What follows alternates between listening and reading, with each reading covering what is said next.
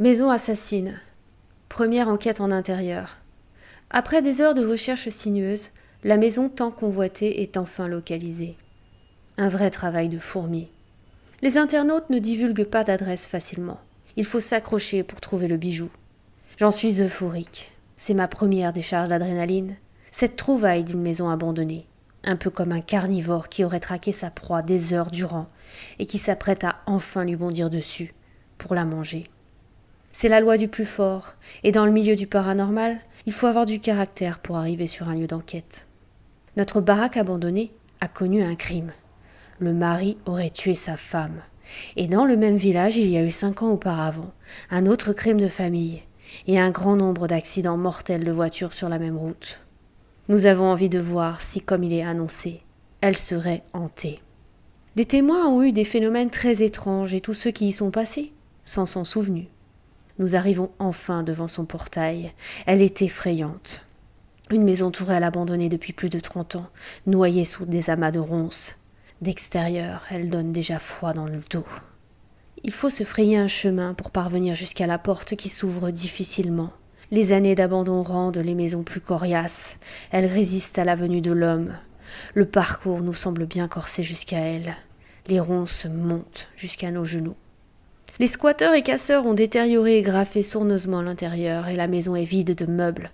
Il n'en reste que les murs. Mais les morts semblent déjà s'exprimer. Les ronces en sont leurs alliés. Nous déployons le peu de matériel que nous avons pour tenter le dialogue avec eux. Nous arrivons tout en finesse et en discrétion, afin de leur demander comment ils vont et s'ils ont des messages à nous faire passer. Des coups de porte qui se claquent se font vite entendre, si bien que nous finissons par nous demander s'il n'y a pas d'autre présence humaine avec nous. Personne. Seules les entités présentes ce jour et nous. L'étage est très impressionnant, avec son toit tourelle, et nous comprenons après analyse que c'est à cet endroit que l'homme a tué sa femme. Douleur, chagrin et haine en ressortent. Les phénomènes de voix électroniques sont captivants. La Spirit Box nous aide à en savoir plus, et nous posons une à une les questions qui amènent les entités à accepter le dialogue. L'expérience est épuisante. Ils nous vident de nos énergies. Ils se nourrissent de nos peurs parfois.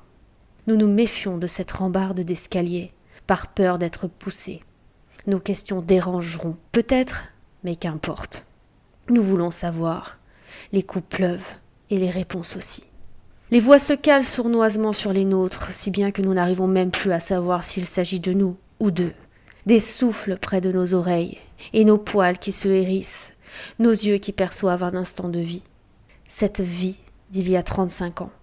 Cette vie gâchée dans cette belle maison où tout semblait parfait à l'époque. Cet homme qui, pris d'un coup de folie, tua sa femme. Cette femme qui nous dit « C'est ici que mon mari m'a tué ». Et nous qui replions bagage avec cette impression d'inaccompli. Comment pouvions-nous t'aider, petite dame, à trouver la voie de la lumière? Toi qui ne comprenais même pas pourquoi tu étais encore coincé dans cette maison en ruine après tant d'années. Et toi, monsieur l'assassin, que t'avait-il pris ce jour-là d'ôter la vie de ton amour? Qui étions-nous, aussi, me diras-tu, pour te juger? Les entités ont parlé à chacune de nos visites dans la maison assassine. Nous étions décidés à continuer à vouloir communiquer avec cet au-delà si invisible. C'est le début pour nous d'une grande expérience avec le monde si subtil qu'est le paranormal.